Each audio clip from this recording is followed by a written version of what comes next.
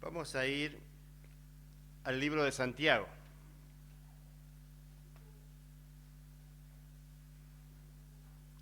Comenzamos una temporada los domingos donde vamos a predicar cada domingo acerca del libro de Santiago, con la idea de llegar a fin de año terminando con el libro de Santiago.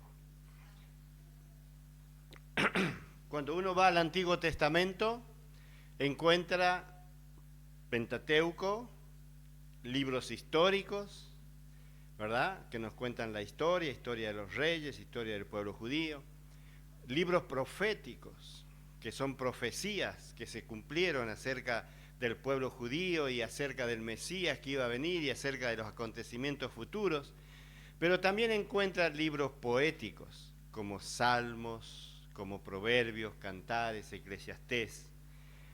Cuando vamos al Nuevo Testamento, encontramos Evangelio, ¿verdad?, como el cimiento, el Evangelio que hace la esencia nuestra de la Iglesia, el fundamento del cristianismo. Y luego encontramos un libro de historia, ¿verdad? ¿Cuál es? Hechos de los Apóstoles, es historia. Casi 60 años de historia de la primera tiempo del cristianismo. Encontramos cartas, muchas cartas, ¿verdad? Y encontramos también un libro profético. ¿Y algún libro poético del Nuevo Testamento?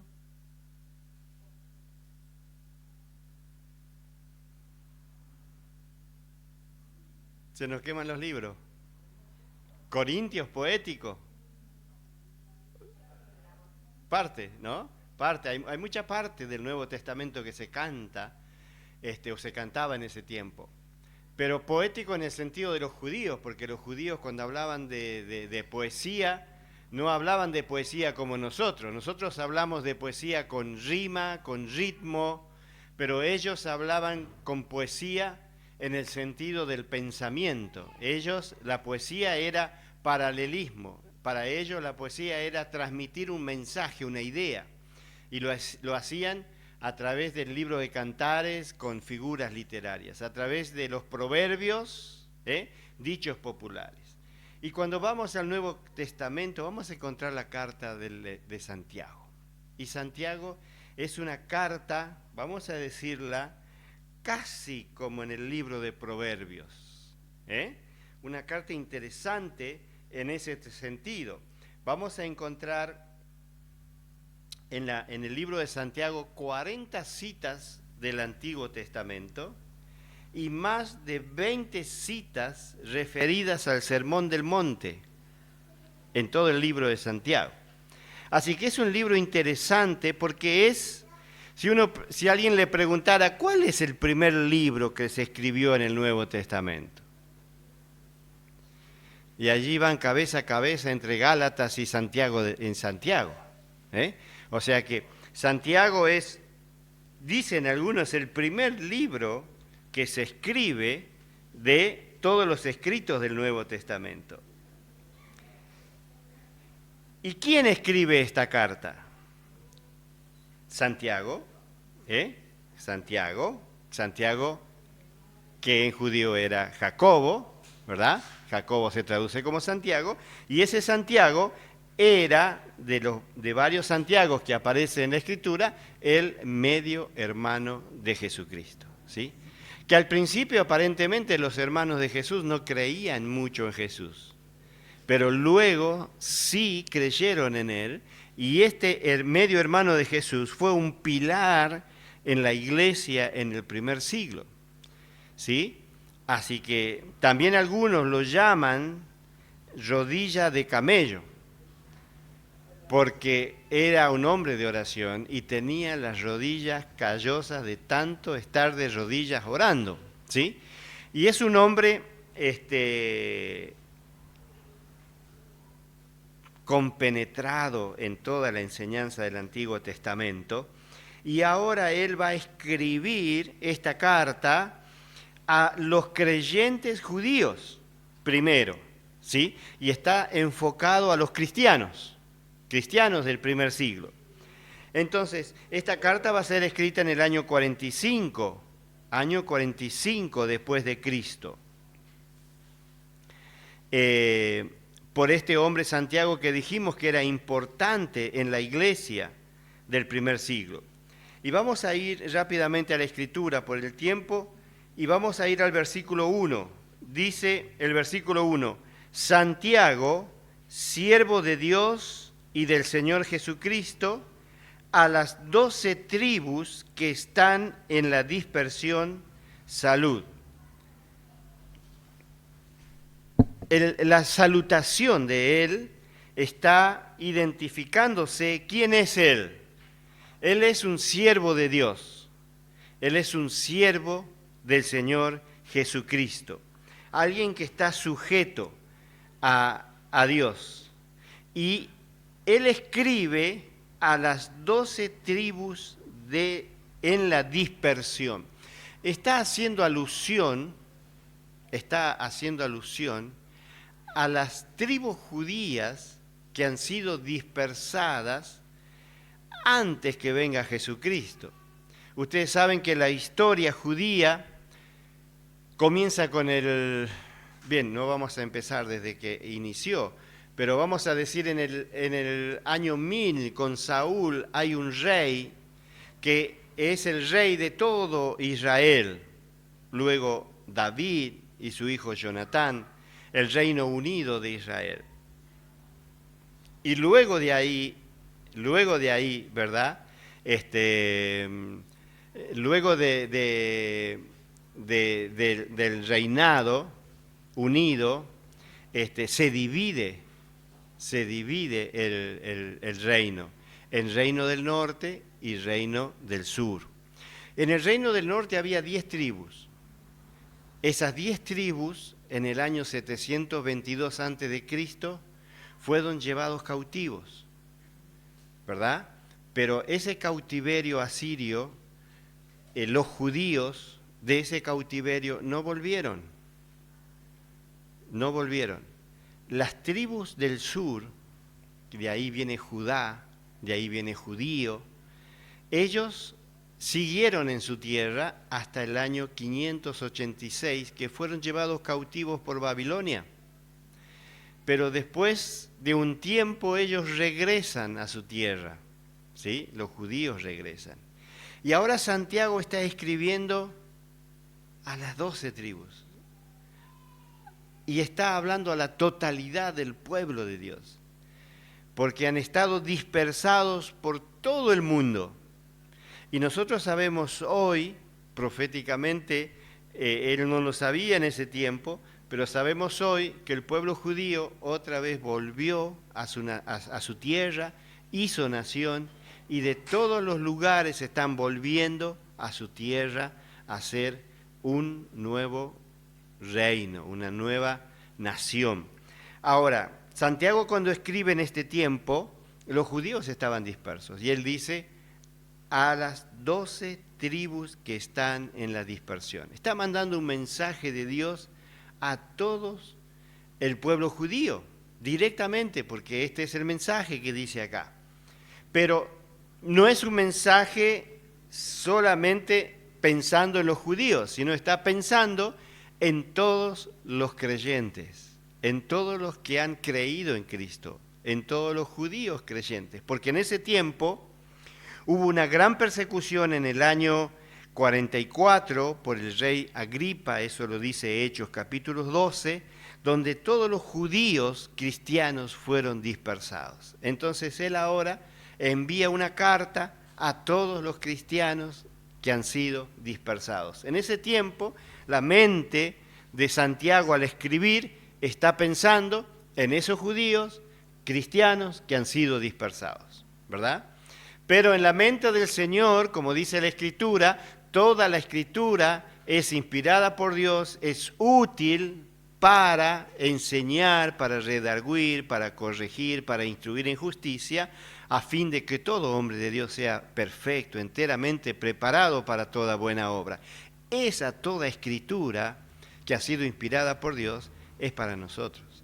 Este Santiago es para nosotros, ¿verdad? Entonces, por eso, como palabra de Dios que Santiago escribe, lo escribe a todos los creyentes dispersos en todo el mundo.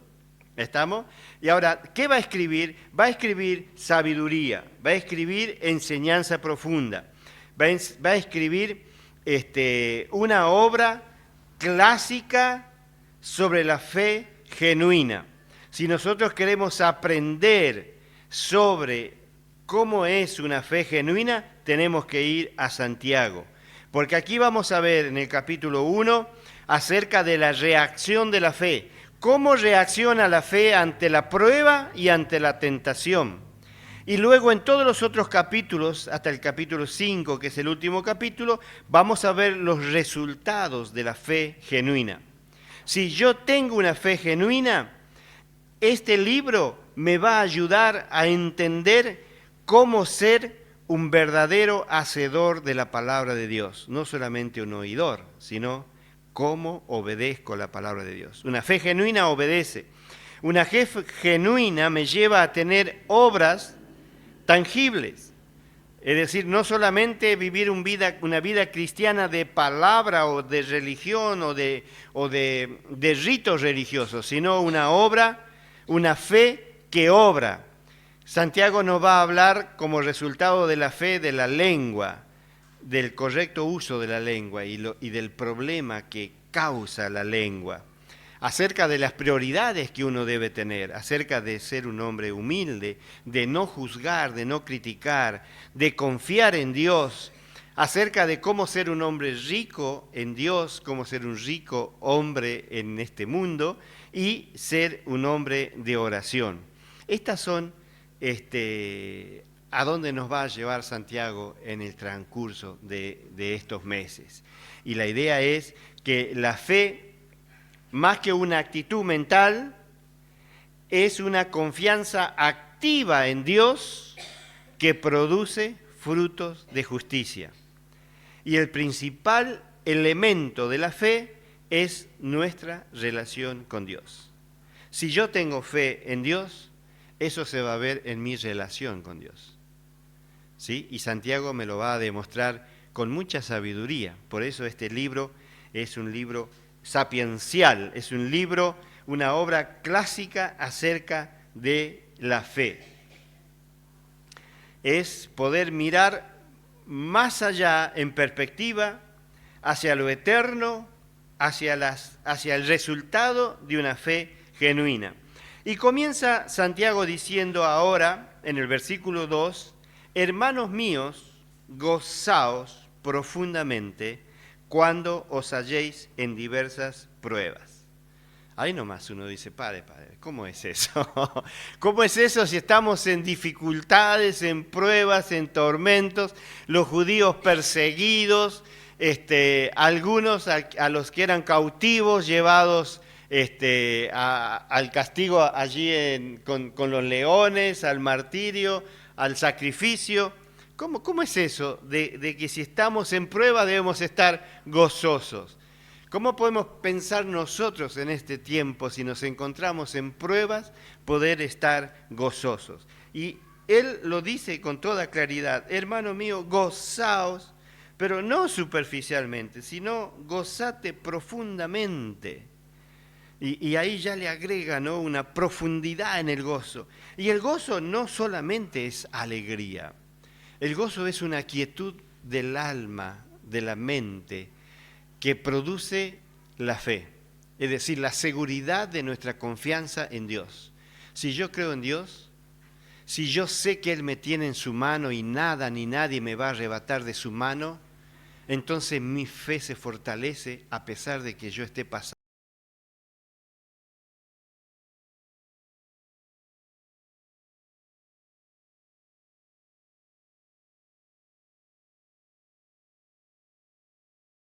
gózate profundamente cuando te antes en diversas pruebas. Porque la prueba es una oportunidad para demostrar tu fe en Jesús. Porque tu prueba es una oportunidad de ver cómo Dios obra en tu vida y alrededor tuyo. Entonces, gózate profundamente cuando te hallas en diversas pruebas. Entonces, el gozo es cuando yo estoy en la prueba. Y esto, cuando te halles en diversas pruebas, quiere decir que la prueba no va a venir de casualidad, no, sí va a venir, estate seguro que va a venir. Por eso dice, gózate profundamente cuando te halles en diversas pruebas. Y eso es seguro que te vas a hallar en diversas pruebas. Si yo preguntara hoy, que levante la mano aquel que no tiene pruebas, que nunca ha pasado por una prueba.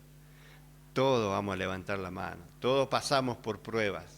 Y si estamos atravesando algunas pruebas están siendo muy difíciles de poder sobrellevar. A veces parecemos como que está todo oscuro, que no vemos la salida, que no vemos la mano de Dios.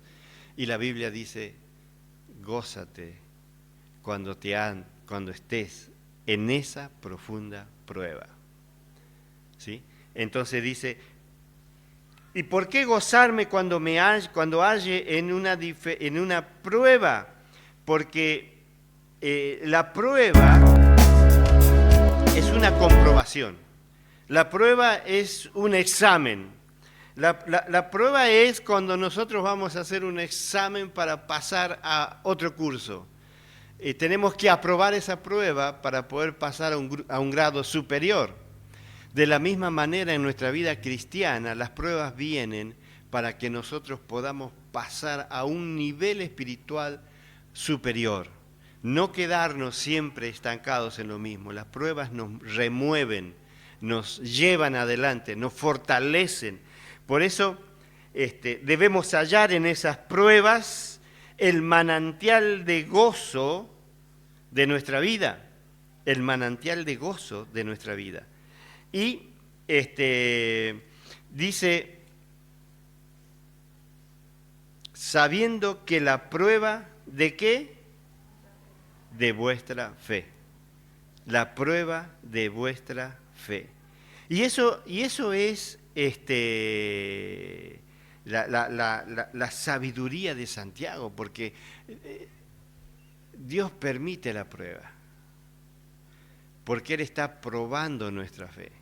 Luego ustedes el domingo que viene van a ver la diferencia entre prueba y tentación. Son dos cosas diferentes.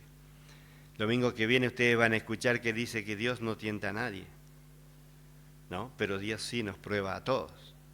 Porque la idea de la prueba es nuestra constante fidelidad en el Señor. Y cuando dice que Él prueba nuestra fe, está probando mi constancia, mi fe, mi fidelidad, mi conducta cristiana. ¿Y qué produce esa fe, esa prueba de mi fe? Dice, hermanos míos, gozaos profundamente cuando os halléis en diversas pruebas, sabiendo que la prueba de vuestra fe produce paciencia. Produce paciencia.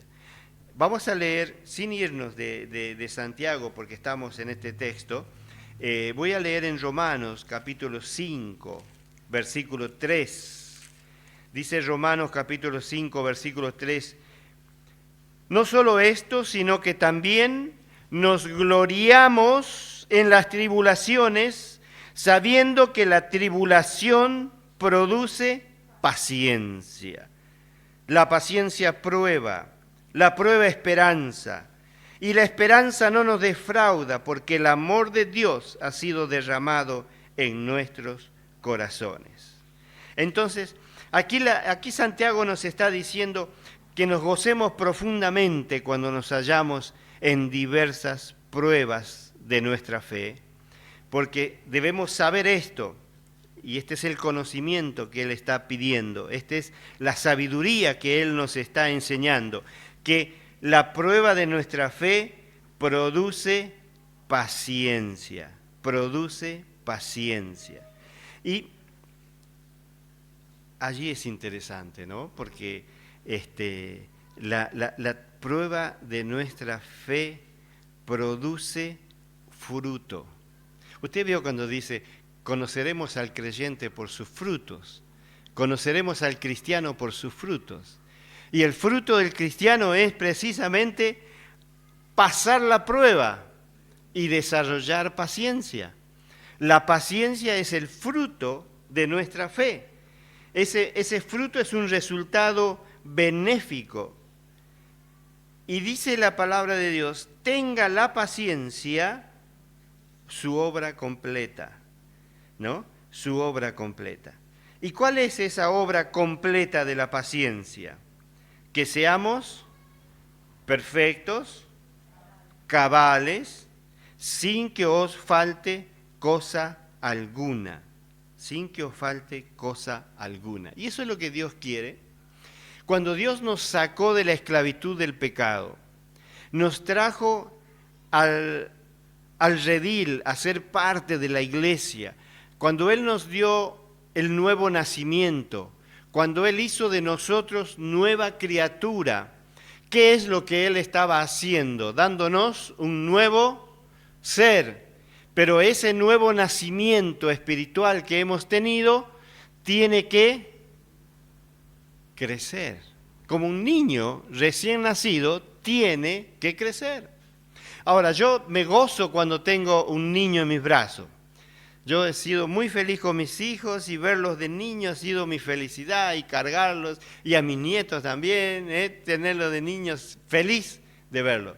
Ahora, ¿no sería feliz después que pasen 20, 30, seguir viendo niños? Porque ya los quisiera ver crecidos, adultos, maduros, ¿verdad?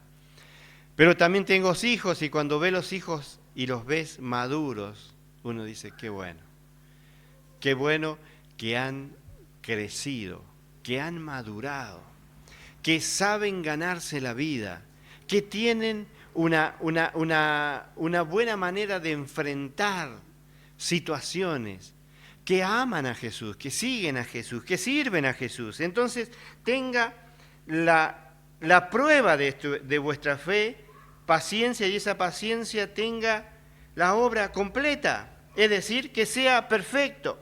Ese niño que ha nacido tiene que ser perfecto.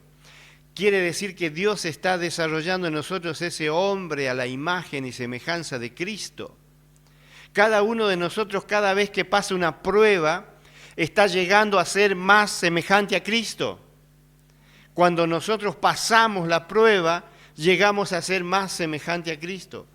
Cristo pasó por pruebas grandes y terribles, pero Él puso su confianza en el Señor.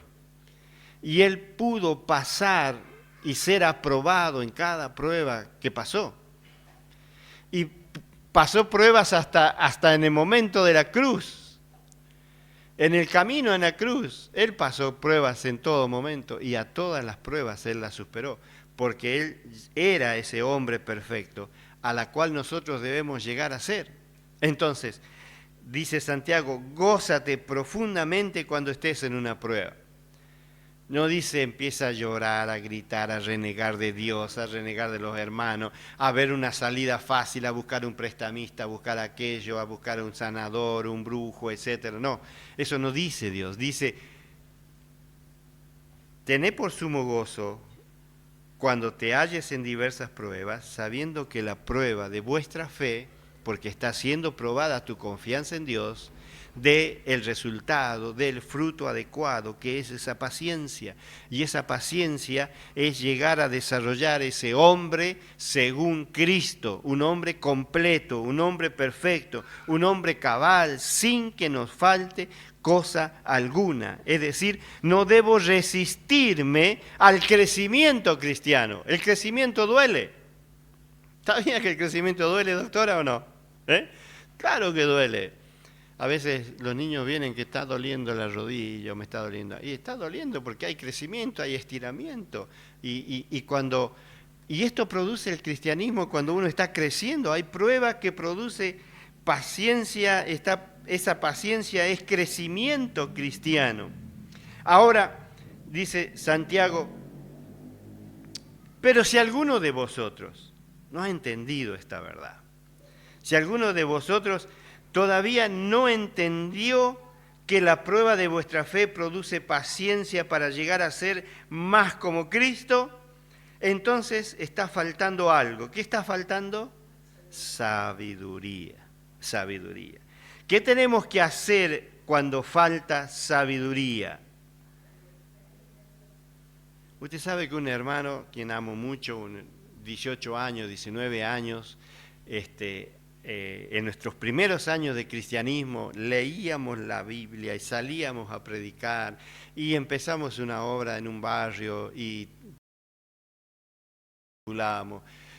veníamos a la iglesia, cantábamos con gozo, servíamos en el ministerio con los jóvenes, estábamos viviendo, disfrutando un tiempo especial, celestial. Y yo era feliz en ese tiempo y sigo siendo feliz.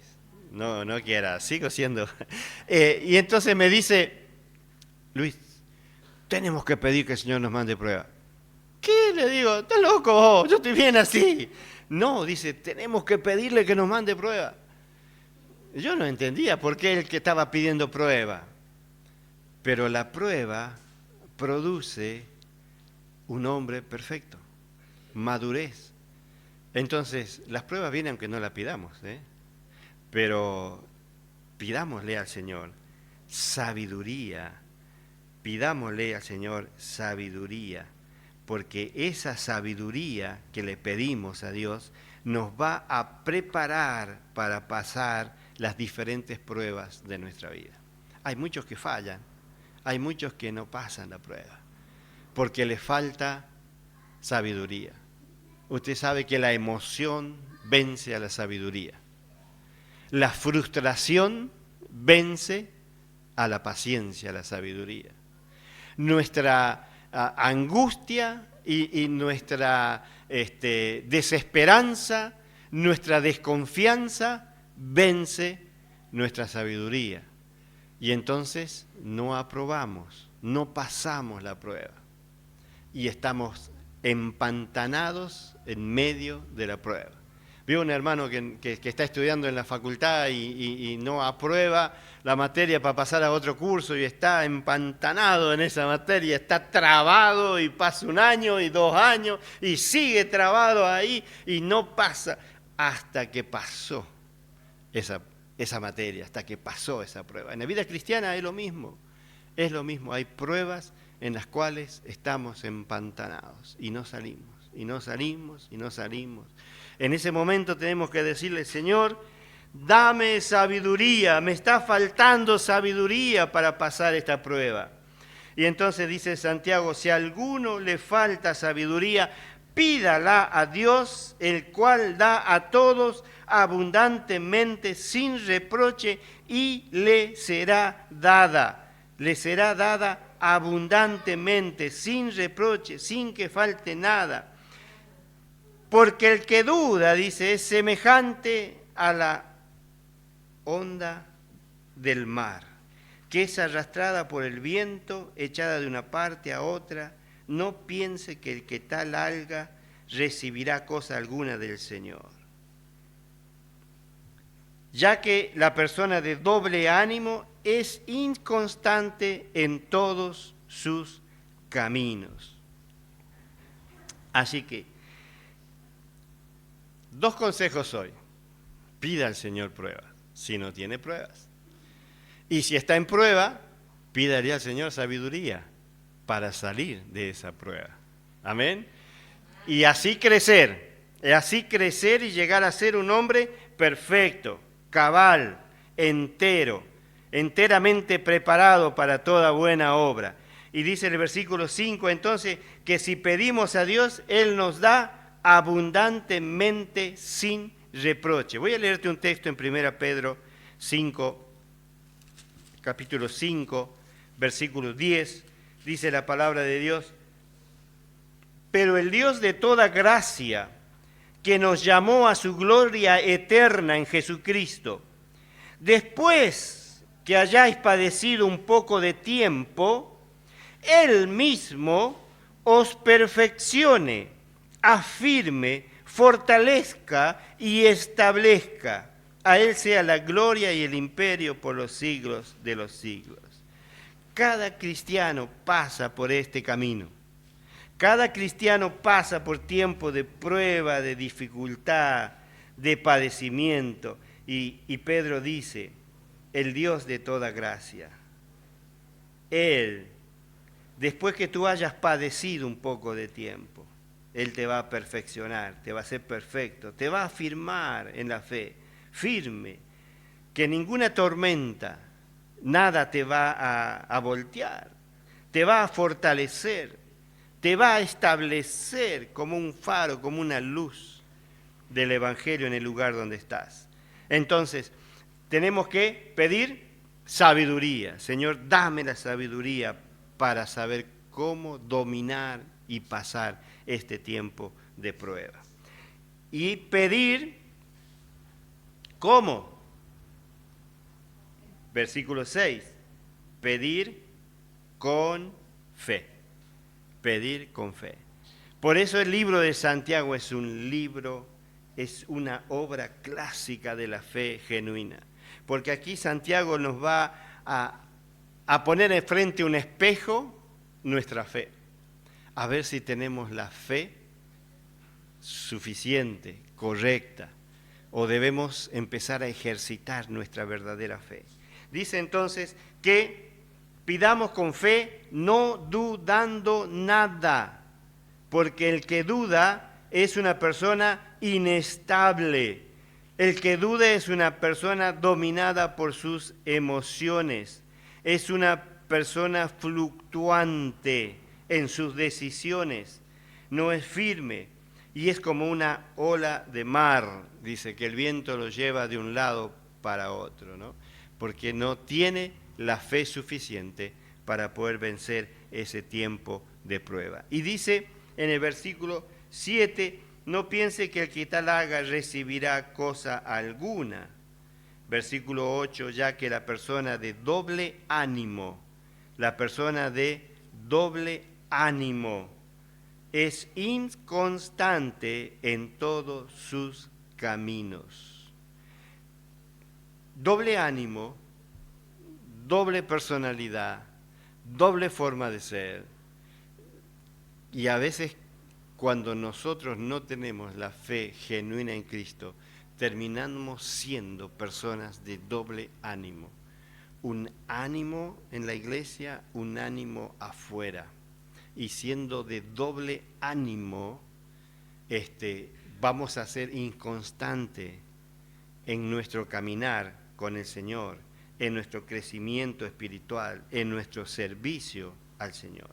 Y dice el versículo 8 entonces que el doble ánimo es inconstante en todos sus caminos. Y versículo 9 va a hablar de dos pruebas, ¿no? Porque va a hablar del hombre humilde y del rico. Dice el versículo 9, el hermano que es de humilde condición, gloríese en su exaltación. El hermano de humilde condición, gloríese en su exaltación.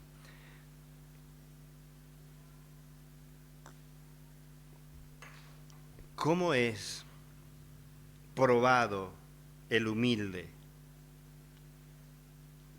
El humilde es probado y su fe es probada. Pone su fe en el Señor, confía en el Señor para poder pasar esa situación difícil. Y dice que el de humilde condición debe poner su fe en el Señor y esperar ser gloriado en su exaltación. Es decir, que cuando Él pasa la prueba, ¿verdad? Él permanece fiel al Señor a pesar de la necesidad que está pasando, Él sigue confiando en Él. Llegará el momento en que Dios aprueba a ese hombre y lo exalta, ¿sí? Lo exalta. Él es el que lo saca de la prueba y lo exalta. Entonces el humilde debe gloriarse en la exaltación. Y una de las cosas que da la sabiduría es enseñarnos a ser humildes. porque hay humildes de condición que no son humildes, ¿no? Y entonces cuando aprendemos a ser humildes y a pasar la prueba de la necesidad en el Señor, llega el momento en que Él te saca de la prueba, apruebas la prueba y te exalta, ¿no? Qué lindo es ver cómo el hombre que ha esperado en Dios, Dios le da el fruto, le da el producto de su fe en el Señor. Y en el versículo 10 dice, el rico, el versículo 10 dice, pero el que es rico debe exaltarse en qué? En su humillación. El rico debe entonces esperar y exaltarse en su humillación, porque él pasará como la flor de la hierba. Cuando sale el sol con calor abrasador, la hierba se seca, su flor se cae, perece su hermosura, su apariencia. También se marchitará el rico en todas sus empresas. Y esto es otra prueba, la prueba de la riqueza. Hay quienes han depositado su confianza en la riqueza. Ellos creen que por tener el dinero suficiente no habrá más pruebas o no habrá dificultades. O cualquier situación la pueden ellos comprar. Y se dan cuenta luego que no es así porque y la compara, ¿no? Y esto es lo lindo de Santiago. Santiago tiene muchas comparaciones, mucha ilustración. Y la ilustración que usa acá es, el rico es como la flor de la hierba. Esa flor que nace de la hierba, vos la ves ahí en cualquier lugar, una hermosa flor que nació enseguida de la hierba. Uno admira, se sorprende, se goza de ver esa hermosa flor, pero no dura. Sale el sol y ya se secó, se cae, ya no hay más hermosura.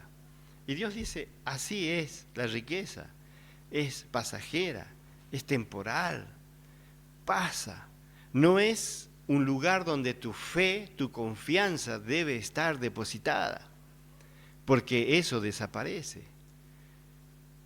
Ya viene a nuestra mente ese texto que dice, oh alma, ¿qué te gozas de tener toda la riqueza del mundo si vas a perder tu alma?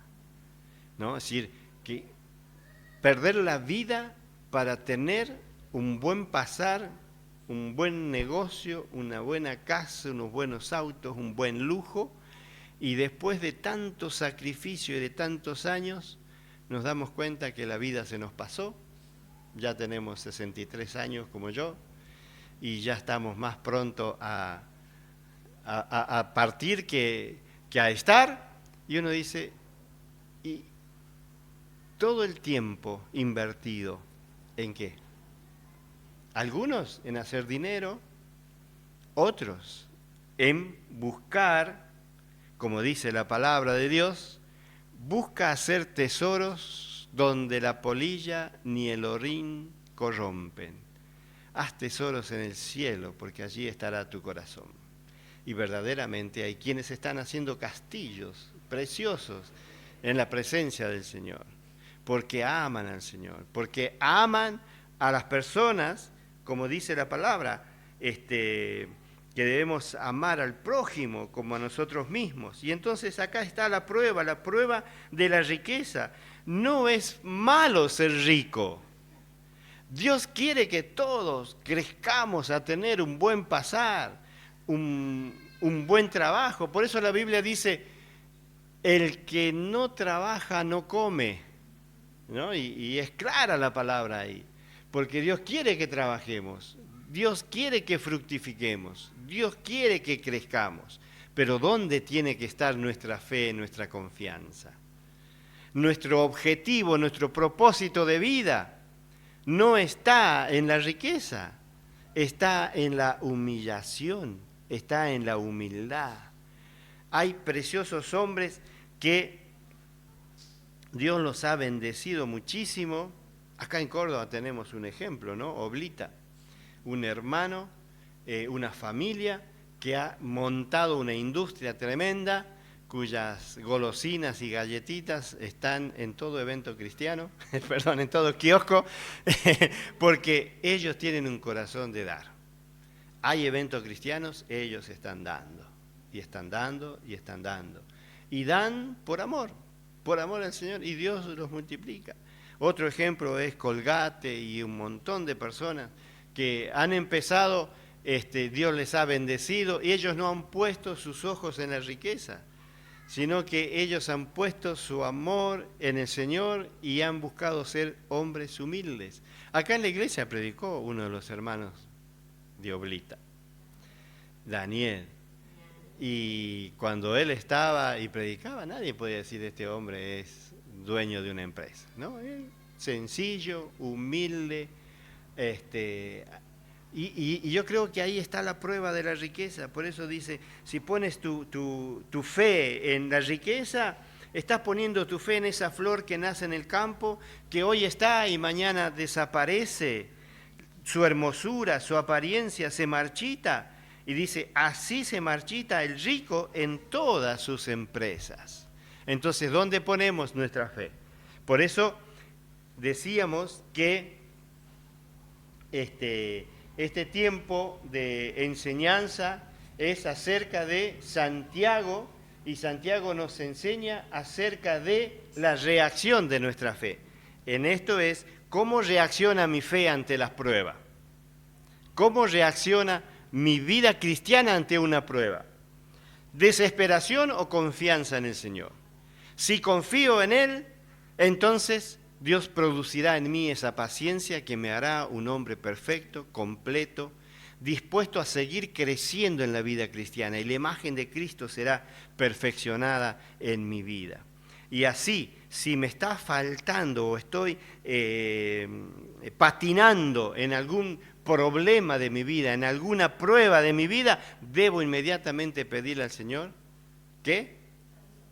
Sabiduría. Sabiduría. Y si le pido sabiduría, Él me va a dar suficiente, lo necesario para poder pasar esa prueba, ¿verdad? Y entonces ahí es cuando mi fe está siendo enfocada en el Señor, cuando mi fe está puesta en el lugar correcto, y esa fe me ayuda a crecer y a enfrentar la vida correctamente. Sabe que yo decía al principio que este libro de Santiago es el libro poético para mí del Nuevo Testamento, porque lo comparo con Eclesiastés. Eclesiastés es un libro de sabiduría.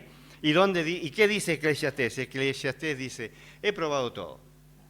He tenido mujeres, he tenido riqueza más que nadie en el mundo. He tenido todo lo que un hombre quiera tener en el mundo, pero no tengo satisfacción, porque me he dado cuenta que en la vida todo es vanidad de vanidades. Hasta que, dice, miré más allá del sol, y entonces entró en mí, dice la verdad. Encontré la razón de ser de la persona, del hombre. Y la razón del ser del hombre es Dios. El que encuentra a Dios, encuentra propósito de vida, sentido de vida. Por eso hay que pedirle a Dios sabiduría ante cada prueba que Dios nos permite pasar. Porque cuando nos da Dios sabiduría, empezamos a poner nuestra mirada en el momento, en el lugar correcto, que es en nuestro Señor Jesucristo. Así que les invito en esta noche, en esta hora, a pedirle a Dios sabiduría, a poner nuestra mirada en Jesús, el autor y consumador de nuestra fe. Amén. Para que podamos pasar cualquier momento de dificultad que podamos tener. Y entendemos entonces que todas las cosas están dentro de su soberanía. Dios es soberano y tiene en control todas nuestras situaciones. A Él no se le escapa un cabello de nuestra cabeza, no se le escapa. Él sabe cuántos hay. Él sabe los momentos difíciles que pasamos. Él está esperando que le pidamos sabiduría para saber cómo actuar, cómo obrar, que nuestra fe sea genuina. ¿Sí? Amén.